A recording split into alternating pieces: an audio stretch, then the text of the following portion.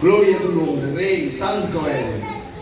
Bueno, querido hermano, yo en esta tarde estaba orando al Señor y el Señor, esta palabra realmente me la dio esta mañana, pero yo esta tarde he estado escribiendo la libreta.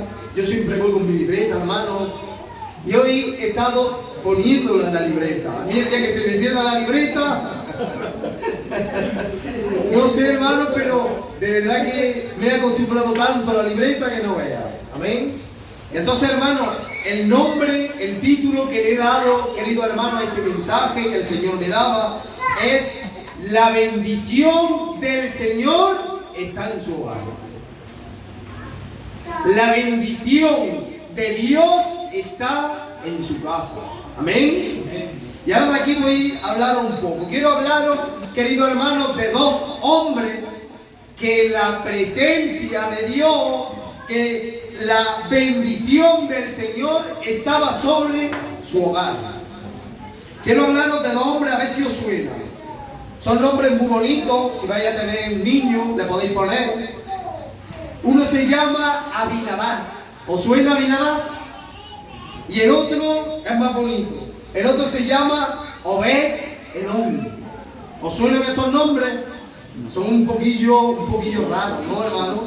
Pero quiero que sepáis que en la casa de estas dos personas, de estos dos hombres, habitaba la presencia del Señor. Amén. ¿Cuántos queremos que la presencia de Dios esté en nuestro hogar? Amén. Amén. Pero voy a hablar un poco quién es Abinadab, que es el primero. Para ello, querido hermano, me vaya a acompañar en la palabra. Está en Primera de Samuel, capítulo 7, y vamos a leer el versículo 1 y el versículo 2. Leemos en el nombre del Padre, del Hijo y de su Santo Espíritu, y dice la palabra del Señor: y vinieron los hombres de Kiriat y Jearim, tomaron el arca del Señor y la llevaron a la casa de Abinadab en la colina, y consagraron a Eleazar su hijo para que guardara el arca del Señor. Y sucedió que pasó mucho tiempo, 20 años desde el día en que el arca quedó en Kiriat de Jearim, y toda la casa de Israel añoraba al Señor. Amén. Gloria a Dios. Dice, querido hermano, para no hacer la historia tan larga, porque quizás más que es como una enseñanza, es un estudio lo que hoy quisiera compartir, amén. Pero para no irme tan atrás, empezamos desde aquí, para no ir tan atrás. Y querido hermano, dice que el arca del Señor termina en una casa. En la casa de, ¿cómo se llamaba? Abinadab. El arca del Señor, querido hermano, termina en la colina de esta casa, ¿vale? Y ahora yo pregunto, hermano, ¿qué es el arca? ¿Qué es el arca? El arca, querido hermano, vamos un poco más atrás, me voy para que entendamos un poco por donde quiero ir, ¿vale? Y hace, querido hermano, cuando el pueblo de Dios estaba caminando por el desierto, ¿vale? Cuando salieron de Egipto, querido hermano, pues el Señor mandó construir, querido hermano, un tabernáculo. Y el tabernáculo se dividía en tres partes. Una era el altar, otra era el lugar santo y otra el lugar santísimo. Dentro del lugar santísimo, querido hermano, ahí estaba el arca. ¿Y qué era el arca? El arca, querido hermano, era, digamos, como una caja de madera, y esta caja estaba recubierta de oro puro. La voy a hacer rápido para no hacerme muy largo porque hace mucha calor. No voy a explicar las medidas, todo. Pero imaginaros una caja de madera rellena, querido hermano, de oro puro. Y dice que había una argolla donde se metían unas varas de acacia y donde ellos la tenían que transportar. Amén. Y esta, querido hermano, dice que encima había el arca del propiciatorio. Y dice que había dos querubines de oro con la ala. Dice que se miraban, querido hermano, hacia el propiciatorio. Pero, ¿qué es lo que tenía el arca, hermano? Porque dice una caja de madera recubierta de oro, pero ¿qué simbolizaba esta caja de madera? ¿Qué simbolizaba el arca? Hermanos abuelos, ¿me pueden leer, por favor, Éxodo, capítulo 25, versículo 22?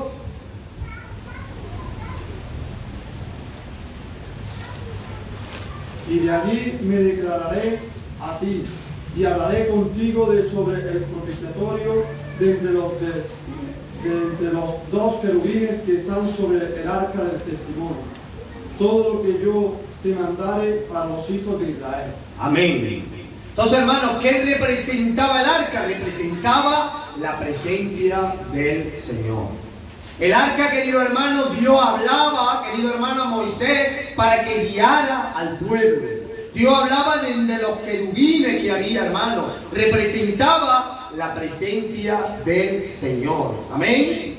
Y él hablaba a través de él, ¿vale? Pero ahora, hermano, pasan los años, pasa el tiempo y ahora este arca termina, como he dicho, en la casa de Abinadab. Dice que la tenían él y sus hijos y pasó, dice aquí, 20 años, querido hermano, 20 años en oscuridad donde nadie le prestaba atención.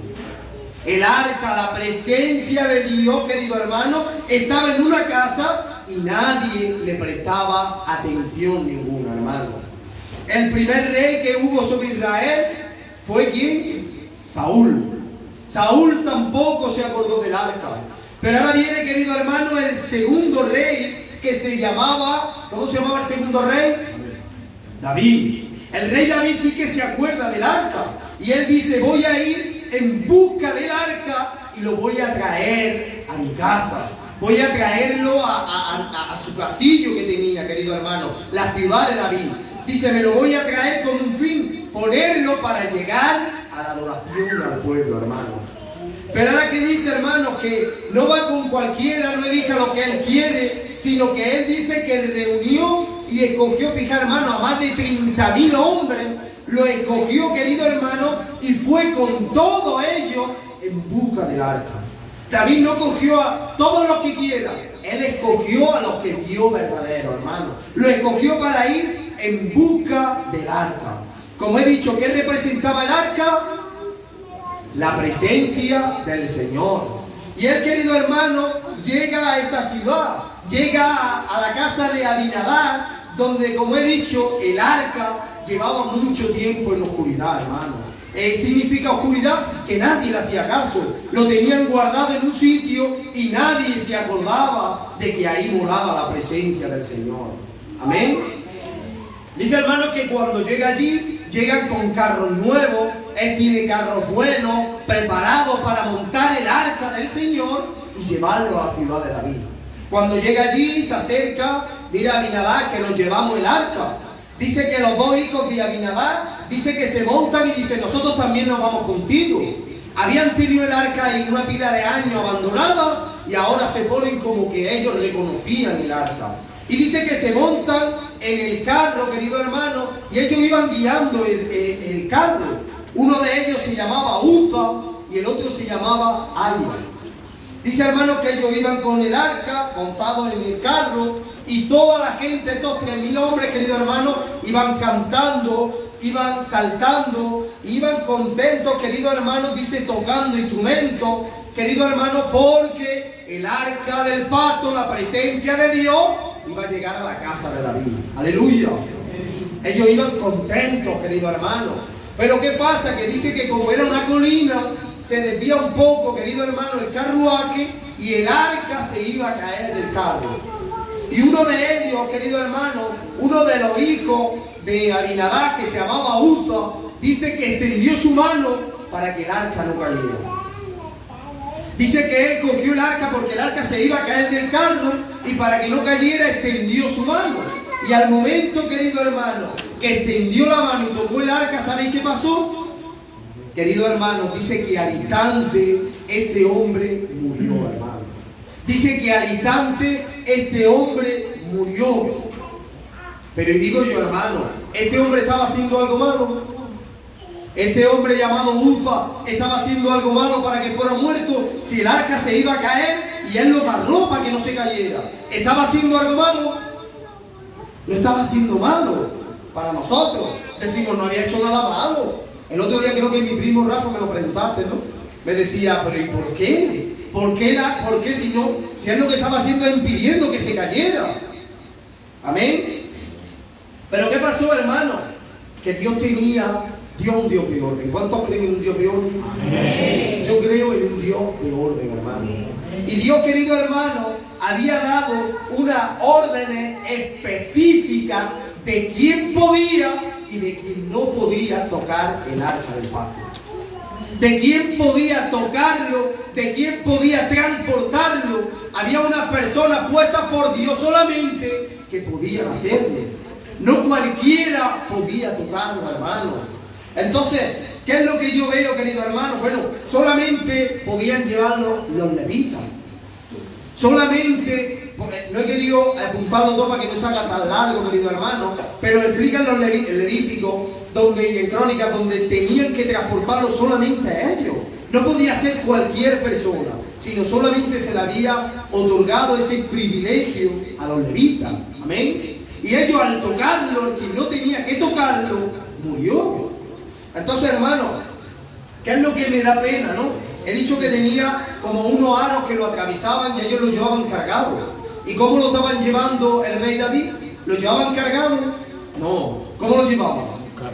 Lo llevaban en un carro. Lo estaban haciendo como ellos pensaban que estaba bien.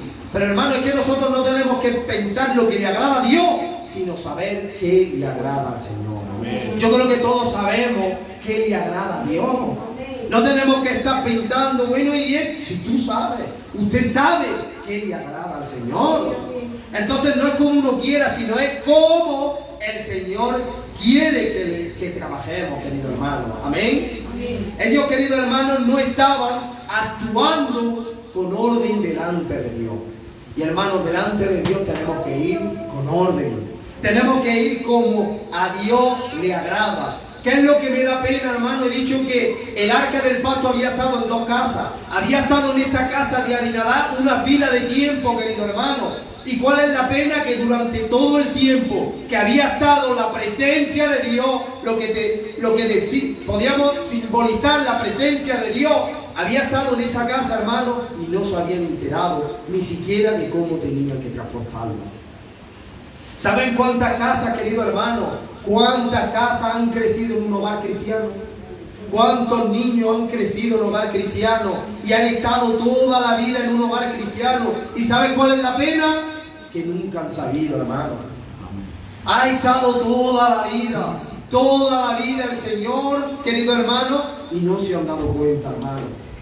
No han sabido, querido hermano. Y Dios ha estado en la presencia, Dios ha estado allí, querido hermano. Seguimos adelante, por ahora vamos bien, ¿no? ¿Estoy yendo muy corriendo o estoy yendo bien? Es que quiero explicar mucho y por eso me estoy metiendo mucha carrera, pero se entiende cómo voy, ¿sí? ¿Voy bien, Monet? El Monet es el que más vino, mira. Voy bien por ahora, ¿no, hermano Monet? Así que dice, hermano, como he dicho, que Uza muere. David, que iba cantando, que iba muy contento, que iba saltando, dice que al ver que Uza muere, él dice, pero bueno, ¿cómo voy a llevar yo el arca a mi casa? ¿Cómo voy a llevar yo el arca a mi casa? Si entonces va a haber muchas muertes, va a haber muchos problemas. Yo no me llevo el arca. Dice que paran ahí donde pillan y a lo lejos dice que ven una casa, se acercan, vienen a la casa y ahí vivía un hombre con su familia que se llamaba Obed-Edom. ¿Cómo se llamaba? Obed-Edom. Dice, hermano, que cuando llegan a la casa de Obed-Edom, querido hermano, y le dice, mira, vamos a dejar el arca aquí.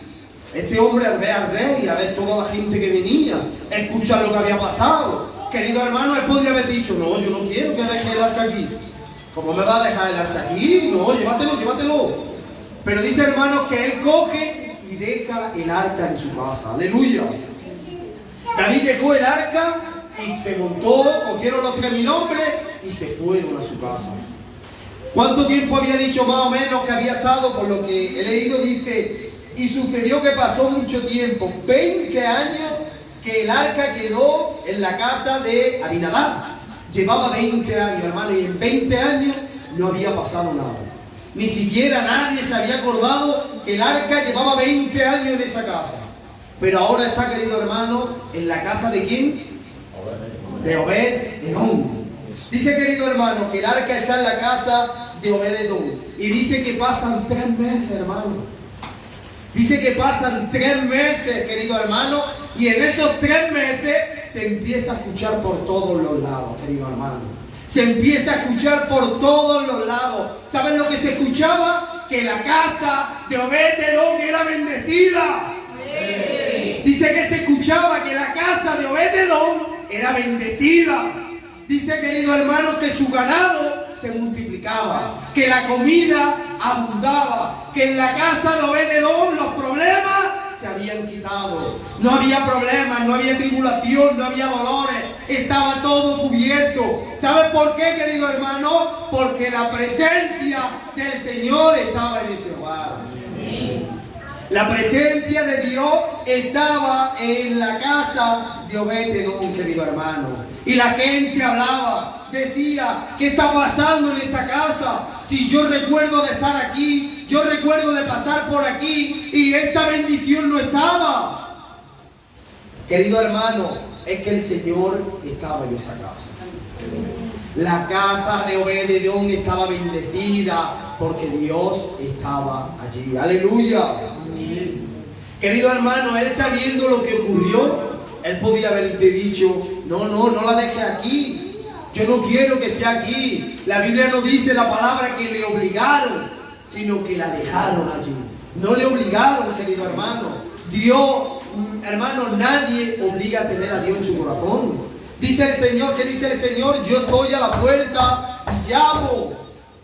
Yo llamo a la puerta y llamo. Dios no entra, Dios es un caballero, querido hermano. Satanás, que Dios lo reprenda. Que Dios lo reprenda. Ese no llama a la puerta. Ese entra por cualquier lado, querido hermano. Pero mi Dios es un caballero. Mi Dios llama a la puerta. Mi Dios llamó a la puerta de Obed-Edom. Y Obed-Edom, querido hermano, quiso que el Señor entrara en su casa. ¡Aleluya! Obed-Edom, querido hermano, permitió que Dios entrara en su casa. Querido hermano, ¿sabe una cosa?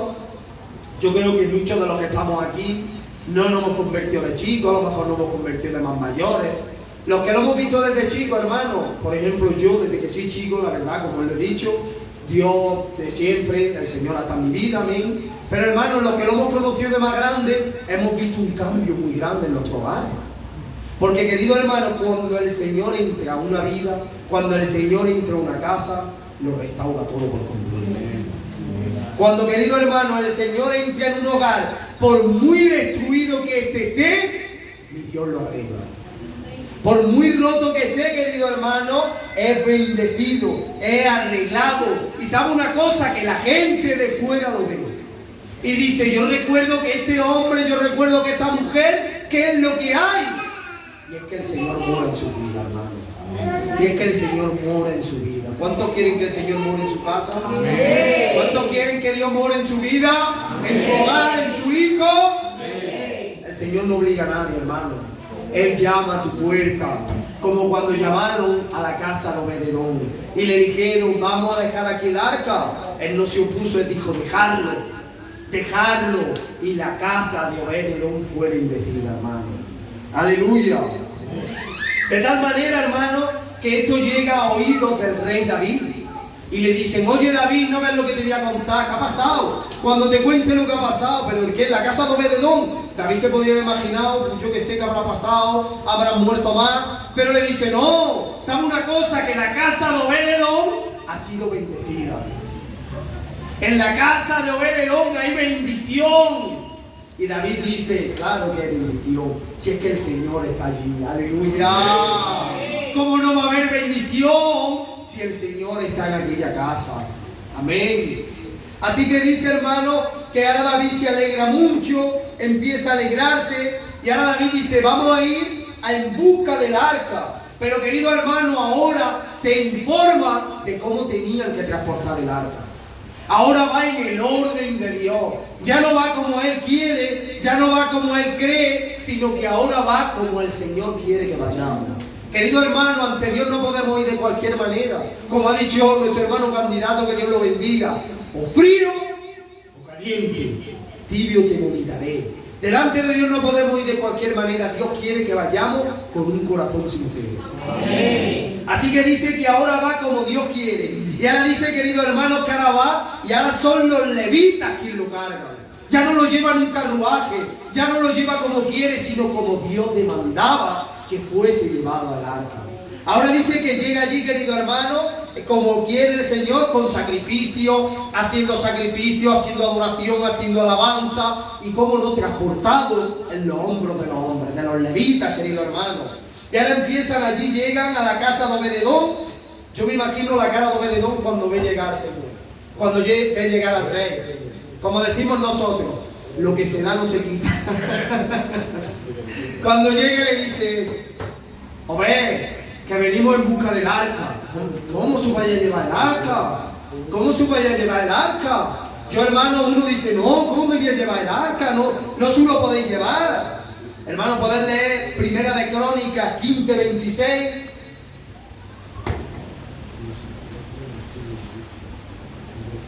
Y ayudando Dios a los levitas que llevaban el arca del pacto de Jehová, sacrificaron 7 novillos y 7 carneros. Amén, gloria a Dios. Entonces, hermanos, cuando llega allí a la casa, le dicen, nos llevamos el arca del pacto. Nos llevamos el arca. Dice, hermanos, que se llevan el arca y dice que lo llevan cargado en los hombros. Él no se opone a que se lleven el arca. Él no se opone, querido hermano, a que se lleven la presencia del Señor.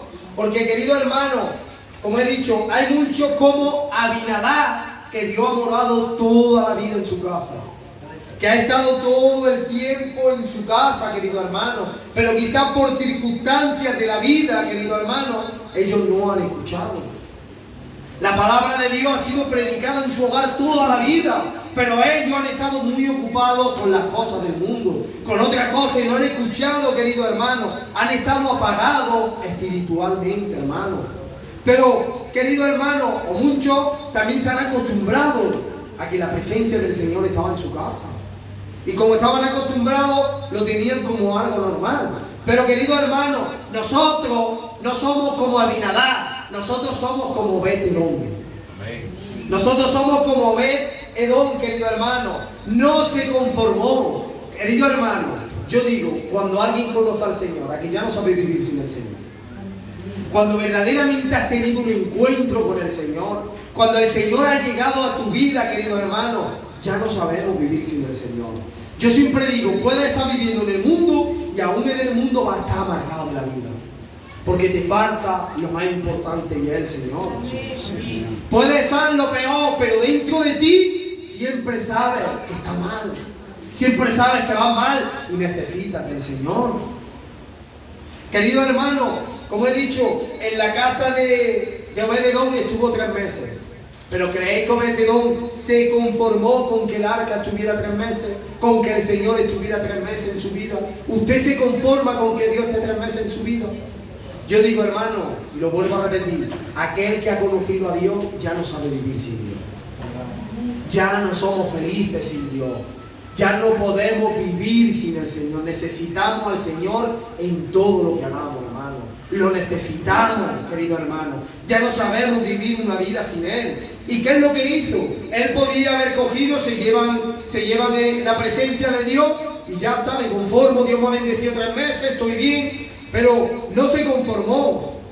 Voy a leerlo yo este. Está en Primera de Crónicas.